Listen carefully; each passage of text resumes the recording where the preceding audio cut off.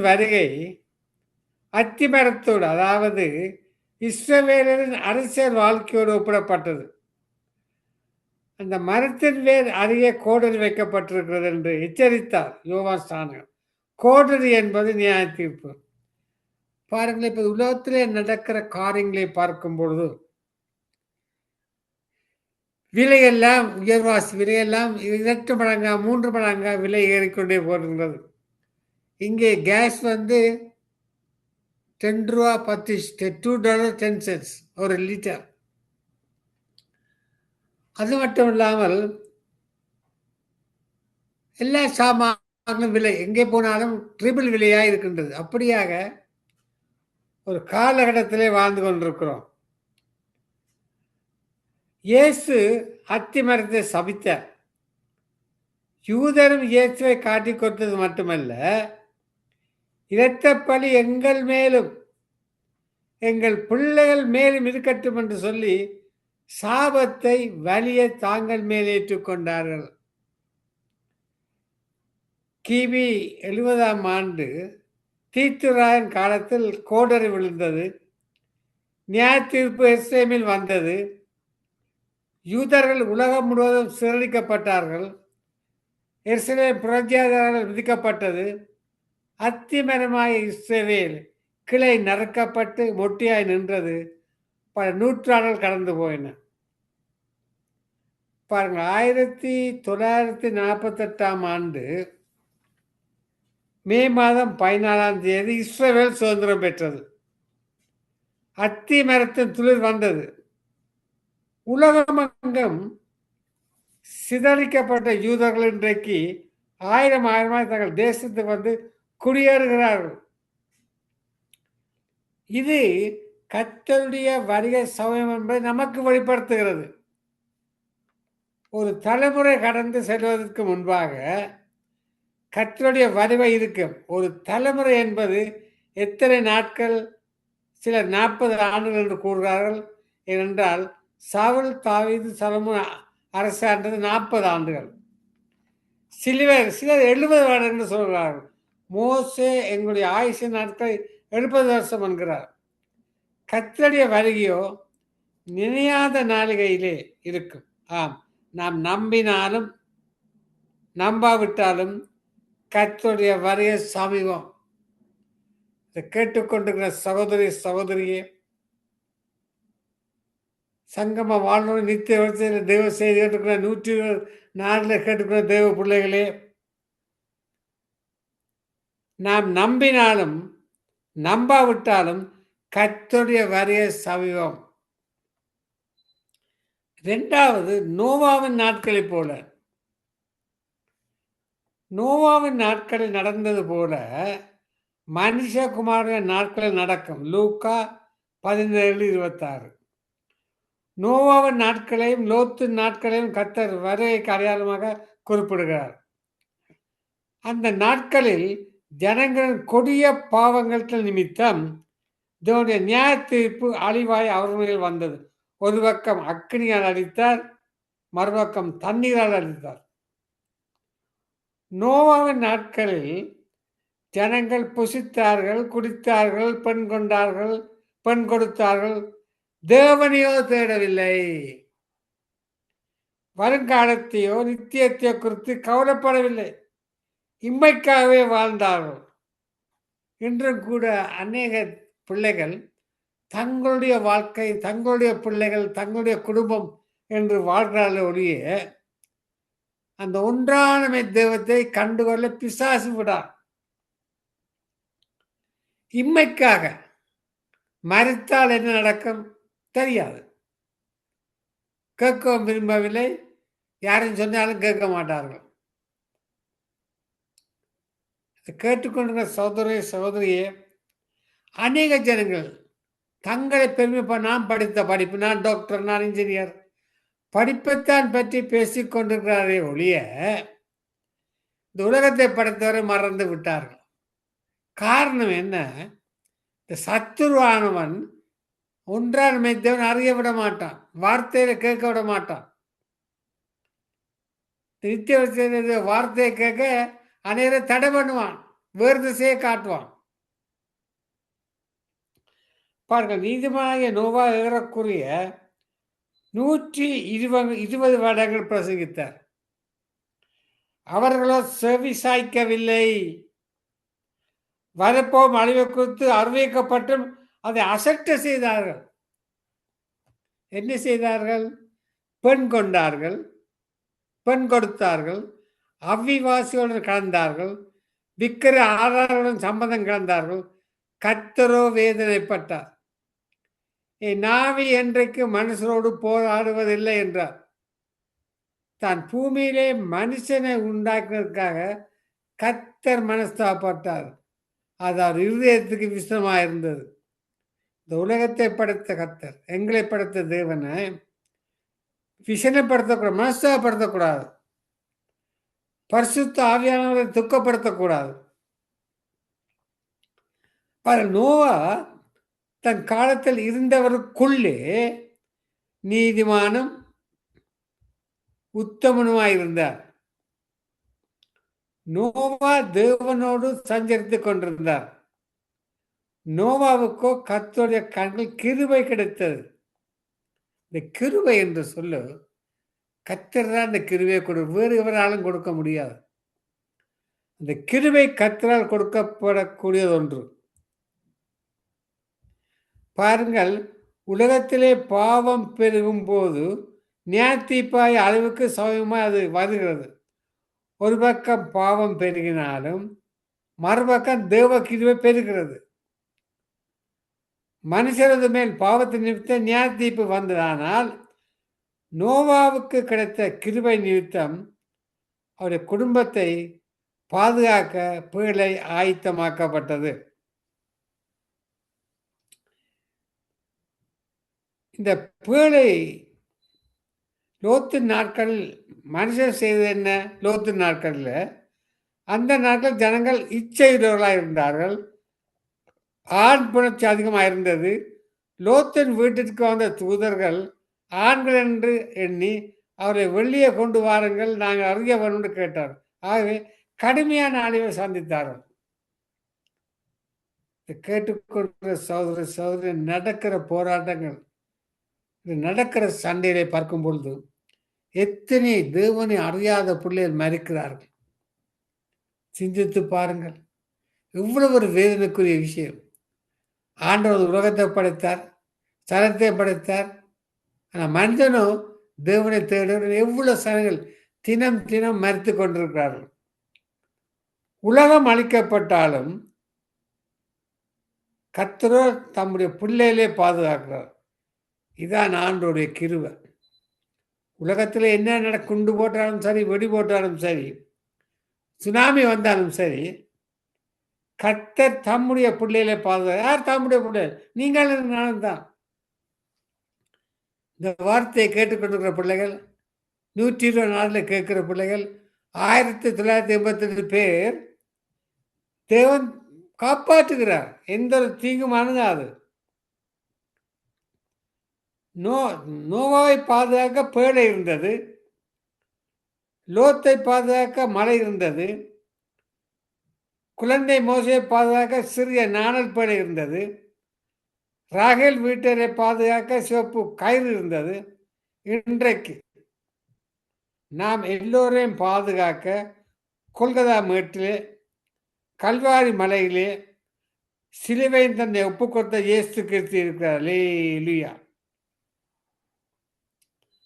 இந்த கல்வாரி சிலுவை நோக்கி பார்க்கும் பொழுது ஒரு சமாதானம். கல்வாரி சிலுவை நோக்கி ஜெபிக்கும் பொழுது ஒரு பெரிய ஒரு ஆறுதல். இந்த கல்வாரி சிலுவை சிந்திக்கும் பொழுது எங்களுக்குள்ளே ஒரு மகிழ்ச்சி. அவ்வளோ ஒரு வலிமையான சிலுவை. வரப்போகிற சோதனை காலத்துக்கு நாம் எப்படியாவது தப்ப வேண்டும். மனுஷகுமாருக்கு முன்பாக நிற்க வேண்டியது நாம் பார்த்தவர்களாக காணப்பட வேண்டும். மூன்றாவது, கழுகு வந்து கூடுவது போல. முதலாவது நாங்கள் பார்த்தோம் என்ன? முதலாவது பார்த்தோம் அத்தி மரம் துளிர்ப்பதைப் போல, இரண்டாவதை பார்த்தோம் நோவாவின் நாட்கள் போல, மூன்றாவது கழுகு வந்து கூடுவது போல. இதுக்கு எடுத்துக்கொண்ட வசனம் மத்தேயு 24:28. மத்தேயு 24:28. பிணம் எங்கேயோ அங்கே கழுகுகள் வந்து கூடும். கூட்டமான கழுகு 1, 2 கழுகுகள் என்றால் யாரும் பொறுத்துவத மாட்டார்கள். ஆனால் 500, 1000 என கூட்டம் கூட்டமாக கழுகுகள் வந்தால் என்ன என்று ஆராய்வார்கள். பாருங்கள், ஒரு கப்பல் கவிழும் முன்பு சுறா மீன்கள் கூட்டம் கூட்டமாய் கூடிவிடுமாம். ஒரு மரத்தின் கிளை முறிந்து விடுவதற்கு முன் பறவைகள் மிகுந்த சத்தமிட்டு எச்சரிக்குமா. ஊருக்குள் ஒரு அசுத்தாவி நுழையுமானால் ஊர்ல அந்த அத்தனை நாய்களும் ஊழையிடும். இவையெல்லாம் எச்சரிப்பு. ஒரு அசுத்தாவி ஒரு கிராமத்துக்குள்ளேயோ ஒரு வீட்டுக்குள்ளே நுழைந்தால் அது ஊழையிடும். ஊழையிடும் என்ன? அது தன் சிவையை காட்டும். அந்த வீட்டுக்காரரை அதிர வைக்கும், கதற வைக்கும், துண்டிக்க வைக்கும். ஆனால் கிறிஸ்துவனுடைய வருகையில் 1, 2 பேர் காணாமல் போவார்கள். உலக மக்களை கொள்ளாது. கூட்டம் கூட்டமாக ஜனங்கள் மாயமாய் மறைவார்களானால் என்ன காரணம், என்ன நடந்தது, எங்கே போனாலும் சிந்திப்பார். பாருங்கள், ஆண்டவர் வருகையில எல்லோரும் எடுத்து ஆண்டவர்கிட்ட பிள்ளை எடுத்துக்கொள்ளப்படுவார்கள். எல்லோரும் முன்னே எங்கே போனார்கள்? இவர்கள் போயெல்லாம் பதுங்கி விட்டார்களோ, இல்லை நிலத்துக்கு கீழே போய் இருக்கிறார்களோ என்று என்ன நடந்தது எங்கே சிந்திப்பார்கள். அவர்களுக்கு தெரியாது வருகையிலே ஆண்டவர் இவர் எல்லோரும் ஆண்டவரோடு எடுத்துக்கொள்ளப்பட்டான்னு தெரியாது. அவையில சிந்தனையில இவையில எங்கேயோ பதுங்கி இருக்கேன் போல என்று. அப்படி அல்ல. எஸ்ஐயா 40:32 என்ன சொல்லுகிறது? அருமையானது வசனம். இந்த வசனம் எனக்கு பிடித்தமான வசனம். கர்த்தருக்கு காத்திருக்களோ புது பலன் அடைந்து கழுகுகள் போல் செட்டையில அடித்து எழும்புவார்கள். அவர் ஓடினாலும் இடப்படையார்கள், நடந்தாலும் சோர்ந்துவார்கள். அந்த வசனத்தை வாசித்து நான் நான் நான் கர்த்தருக்கு காத்திருக்கிறேன். நான் ஓடினா களைப்பு வரும். ஏன் எனக்கு களைப்பு வருது? இந்த வேதம் சொல்லு, அவர் ஓடினாலும் இளைப்படைய மாட்டார், நடந்தாலும் சோர்ந்து போக மாட்டார்.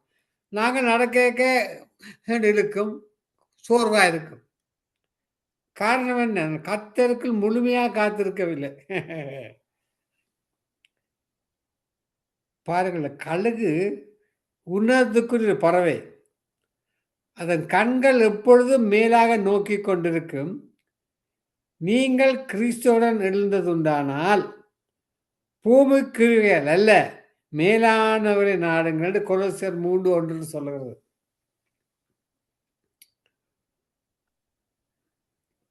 ஒரு கதை ஒன்று வாசித்தேன். ஒரு குடியானவன் கோழி முட்டைகளோட கழுகு முட்டையையும் அடை வைத்தானான். கழுகு முட்டை எங்க எடுத்தாலும் எனக்கு தெரியாது. கோழி குஞ்சுகளோட கழுகு குஞ்சு வளர்ந்தாலும் அதனுடைய பார்வை, நடை, பாவனைகள் எல்லாமே அது உன்னதத்துக்குரிய பறவை என்பதை வெளிப்படுத்துகிறது. அது குப்பமேட்டியோ உடலாளிக்கையோ பார்த்து கொண்டிராமல் மேலானவரை தோடிக்கொண்டது. ஒரு நாள் ஒரு தாய் கழுகு மிக சமீப பறந்து வந்தபோது கழுகு செட்டைகளை அடித்து பறந்து தாய் கழுவோடு சேர்ந்து கொண்டது.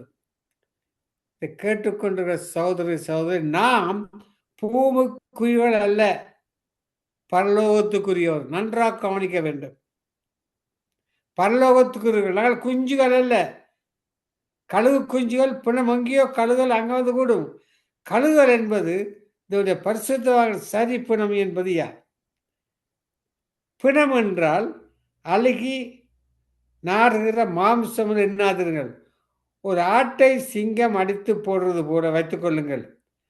அந்த ஆட்டுடைய சரீரமும் மாமிசமும் இரத்தம் தோய்ந்து கிடைக்கும் பொழுது நூற்றுக்கணக்கான கழுகுகள் பறந்து வந்து சுத்தமான இறைச்சியை கொத்தி சாப்பிடும். அதே வண்ணமாக இயேசு கிறிஸ்து அடிக்கப்பட்ட வண்ணமாய் இருக்கிற ஆட்டுக்குட்டி சிலுவையிலே நமக்காக அடிக்கப்பட்டார், நொறுக்கப்பட்டார், புளியப்பட்டார். அவருடைய மாமிசத்தை புசித்து அவருடைய இரத்தத்தை பானம் பண்ணுவோமானால் நமக்கு நித்திய ஜீவன் உண்டு. அவருடைய மாமிசத்தை புசித்து அவருடைய இரத்தத்தை பானம் பண்ணுவோமானால் நமக்கு நித்திய ஜீவன். இந்த இந்த கொம்யூனை பற்றி நான் கேள்விப்பட்டிருக்கிறேன். இந்தியாவில் ஒரு சபை இந்த கொரோனா காலத்திலே ஒவ்வொரு நாளும் சபையில திருவனந்தபுரத்து வந்தார்களாம். ஒவ்வொரு நாளும் ஆராதனை துதி ஆராதனை திருவிருந்தோ அந்த சபையில ஒருவராவது கொரோனாவாலே மறிக்கவில்லை. இது ஊழியக்காரன் சொன்னாங்க. காரணம் என்ன? இந்த திருவிருந்து அவ்வளோ ஒரு வல்லமையான திருவிருந்து. திருவிருந்து ஆராதனைன்னா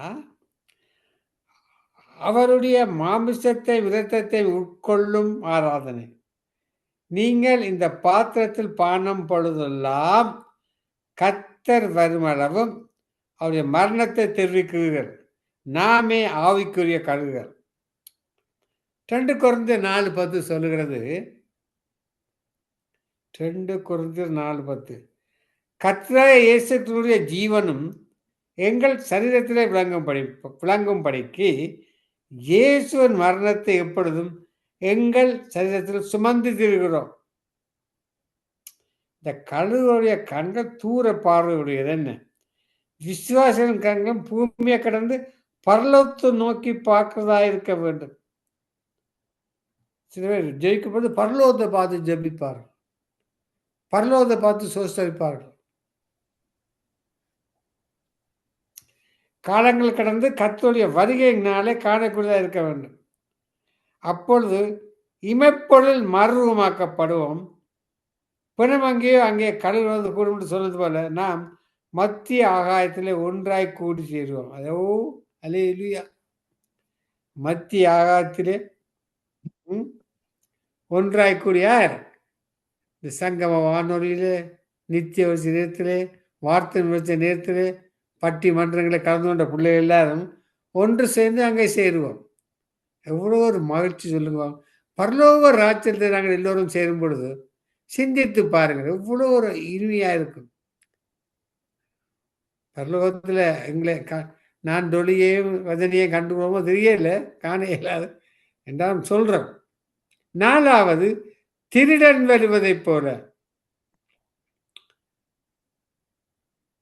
முதலாவது என்ன சொன்னேன்? ஞாபகத்துக்காக திருப்பி சொல்கிறேன், ஞாபகத்தை வச்சுக்கொள்ளுங்க. அத்திமரம் துளிர்ப்பதைப் போல முதலாவது. 2வது நோவாவை நாட்களைப் போல. 3வது கழுகு வந்து கூடுவது போல. 4வது திருடன் வருவது போல. அதென்ன திருடன் வருவது போல? திருடன் இன்ன ஜாமத்தில் வளர்ந்து வீட்டஜமான் அறிந்திருந்தால் அவன் விழித்திருந்து தன் வீட்டை கண்ணமிட்டு அறிவீர்கள். திருடன் சொல்லி கொண்டு வருவதில்லை. இப்போ எல்லாருமே திருடன் தான். பகல்லையும் வாரான், இரவுலையும் வாரான்.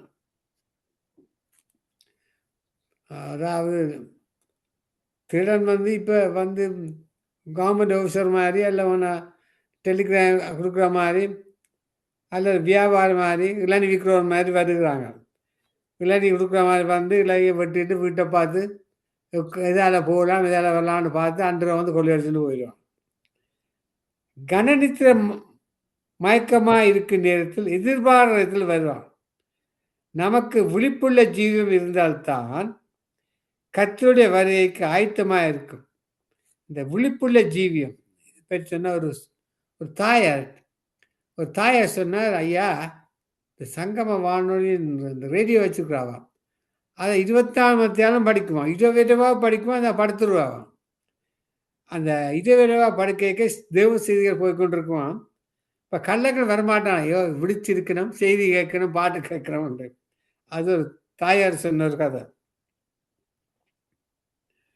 திருடர்கள் கண்டையும் குப்பையும் தேடி வருவதில்லை. அவருடைய கண்கள் விலை உயர்ந்த பொருட்களை தேடுகிறது. பணம் இருக்கிறதா, 24 கரெக்ட் இருக்கிறதா, வைரம் இருக்கிறதா, வைடூரியம் இருக்கிறதா என்பதை யோசித்து பார்க்கிறார். இப்போ வந்து திருடருக்கு ஒரு கன்ஃபியூஸ்டாக போச்சு. இந்த கில்ட்டை வந்து வச்சுக்கிறாங்க. அவங்களே இந்த கில்ட்டா ஒரிஜினலான்னு கண்டுபிடிக்க முடியாமல் இருக்கு. அப்படியாக அந்த கில்ட் நகையில் சச்சியாக ஒரிஜினல் தங்கம் மாதிரி செய்து போட்டாங்க. இதனால வார திருடன் அந்த கில்ட் எடுத்து கொண்டு போய் விட்டுறான். ஒரிஜினல் தங்கத்தை விட்டுட்டு கில்ட் இதான் நல்ல கில்ட் எடுத்துட்டு போகிறான். வீட்டுக்காருக்கு ஒரே சந்தோஷம். ஆமீன். கர்த்தர் யாருக்காக வருகிறார்? வெளியேறப்பெற்ற ஆத்மாக்களுக்காக. ஆம், பரிசுத்தவான்களே அவர் பார்வையில் வெளியேற பெற்றவர்கள். பொண்ணை போல புடம்புற ஆர் வெளியேறப்பெற்ற நாங்கள்லாம் ஐயா. இந்த கேட்டுக்கொண்ட தேவப்பிள்ளை நீங்களும் நானும் தான். கர்த்தர் வரும்போது குப்பை குளங்கள் சீமாக்காரர்களையும் வேசி கல்லர்களையும் அருவருப்பாய் வாழ்வர்களையும் கூட்டி சேர்க்கப் போவதில்லை. கிறிஸ்துவின் வெளியேறப்பெற்ற விதத்தால் கழுவப்பட்டு வெளியேறப்பெற்ற பரிசுத்த வாழ்க்கை வாழ்களை கூடி செய்வார். நாங்கள்லாம் கல்வாரி ஆண்டவர் சொந்த ஏற்றுக்கொண்டு ஞானஸ்தானம் எடுத்து பரிசுத்த ஆவியை பெற்றுக்கொண்டு இரத்தத்தால் கழுவப்பட்டு வெளியேறப்பட்ட பரிசுத்த வாழ்க்கை இதான் மிக முக்கியம். இந்த பரிசுத்தமான வாழ்க்கை வாழ்றதான் கூட்டி செய்வார் வேதம் சொல்லுவது ஐயா. அப்ப ஒரு பரிசுத்தமான வாழ்க்கை இல்லாத அம்பு அவர் தான்.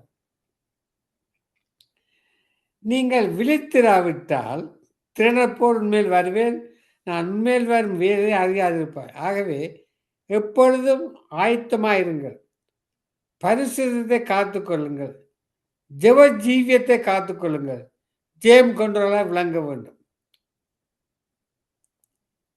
இரவிலே திருடன் வருகிற விதமாய் கர்த்தர் நாள் வரும் என்று நீங்களே நன்றாக இருந்தீர்கள். சகோதரரே, அந்த நாள் திருடனைப் போல உங்களை பிடித்துக் கொள்ளத்தக்க அந்த காலத்திற்கு அல்லவே. கர்த்தருடைய வருகை சமயம் வேதம் உறுதியாக சொல்லிவிட்டது. கர்த்தருடைய வருகையிலே காணப்பட தகுதியுள்ளவர்களாய் காணப்பட வேண்டும். ஆவிக்குரிய வஸ்திரங்களை காத்துக்கொள்ளுங்கள். கரை திரையற்றவர்களாக மாசற்ற மனவாட்டியாய் அவருக்கு முன்பாக நிற்க வேண்டும். நீங்கள் பரலோக ராஜ்யத்துக்கு போக வேண்டுமானால் பரிசுத்தமான வாழ்க்கை வாழ வேண்டும், விழித்திருந்து ஜெபிக்க வேண்டும். கரை திரையற்றவர்களாய் மாசற்றவர்களாய் மனவாட்டியை அவருக்கு முன்பாக நிற்க வேண்டும். 5வது, பிரகாசிக்க மின்னலை போல. மத்தேயு 24:27. மின்னல் கிழக்கிலிருந்து தோன்றி மேற்கு வரையும் பிரகாசிக்கிறது போல மனுஷனுடைய வருகையும் இருக்கு. நன்றாக கவனியுங்கள். மத்தேயு 24:27 குறித்து கொள்ளுங்கள். மத்தேயு 24:27. மின்னல் கிழக்கிலிருந்து தோன்றி மேற்கு வரைக்கும் பிரகாசிக்கிறது போல மனுஷகுமார வருகை இருக்கும்.